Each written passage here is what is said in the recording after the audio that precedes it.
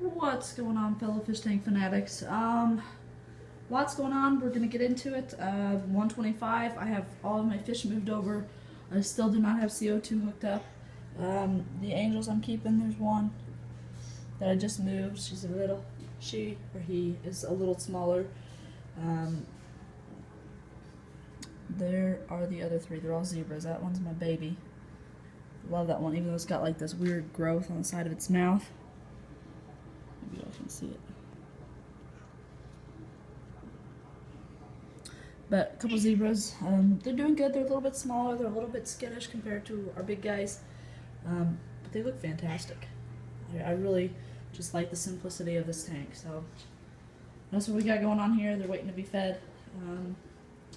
This 10-gallon, this is a PRL MK breed line tank, and they're doing very well.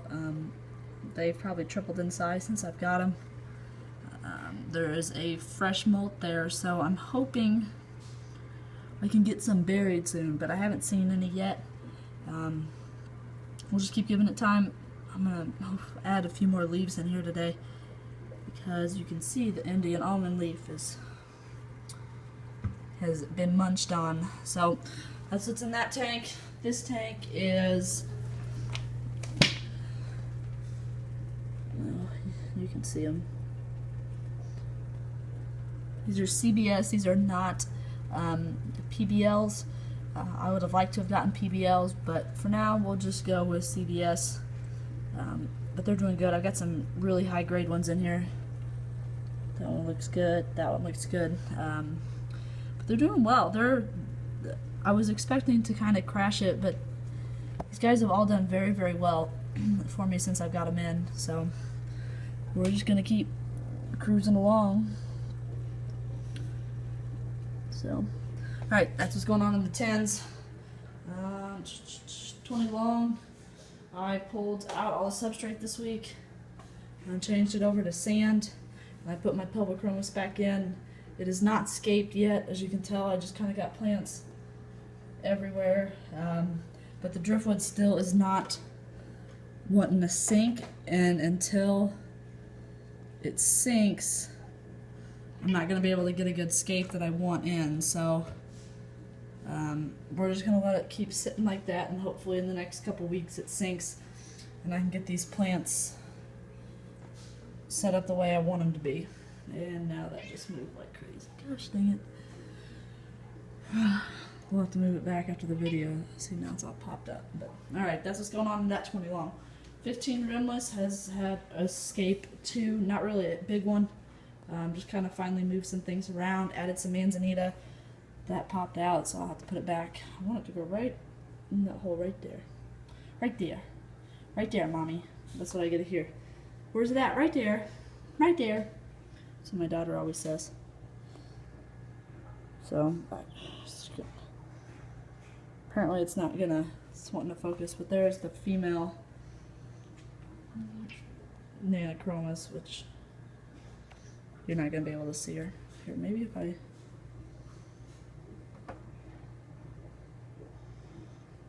you can kind of see her. It's the female Conchochromis Sabina. The male generally is hiding back here. There he is. He's underneath that, which you're not gonna be able to see. So that's what's going on in this tank. I pulled a bunch of plants out. This 20 long. This tank is on the slate to be rescaped as well.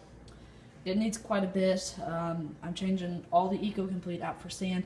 I prefer sand over Eco Complete just because I think it looks better in my smaller tanks.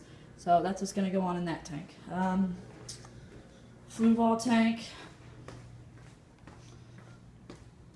Still barren. I ripped it out, changed it for an active substrate. Hopefully this will be the home to some blue bolts. I'd like to try pintos, but one thing at a time. And I really enjoy blue bolts. Plus my daughter, I asked her what shrimp she wanted, and she said, the blue one, Mommy, the blue one. And I would like to keep Cardinia and not Neocardia, so whatever. Other than that, that tank got tore down. The 90-gallon, there's no fish in it. And we'll get to what's going on with that. 240. Sorry guys, it's an afternoon video, so there's glare. The 240, it's got crazy tannins. I don't know if this driftwood is ever going to stop releasing tannins, but it is getting ridiculous. There's a couple of the monos, some of my scats, Archie. One's gone to right there. And Mr. Sharky. Mr. Sharky is huge, guys. I don't think you'll understand how big this fish is. So that's what's going on with the 240. 90 gallon, like I said, there's no fish in it. I've got to tear it down. Gravel's going out. All the decorations are going out. Background's coming off. I'll be painting the background. And I think I'm going to paint the bottom glass black of this tank into a bare bottom tank. I'm not 100% sure yet. Part of me wants to, for one, to save money, and for two, for easier cleaning. But at the same time, the fish I plan on keeping in here prefer sand. So I don't know what I'll do, but it will be a black background, black bottom. And here is what we will be doing. So I have a giant school of electric blue rams. They are doing very well. Apparently, she never jumps up near the fish tanks, but apparently she's going to be up here today. I just got these things in.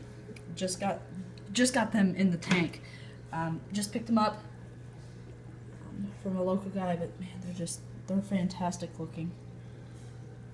So the 90 gallon has a big school of these, but you can notice a couple other little fishies, and those are Geophagus, red orange cap tapajos, and ideally I'd like to keep a couple of those in the 90 gallon as well as the big fish with the rams. Now, part of me really wants to get some more. I've got quite a few in here. The price was spectacular for what these fish are, and they look great. Now you have to remember, I just put these in the tank.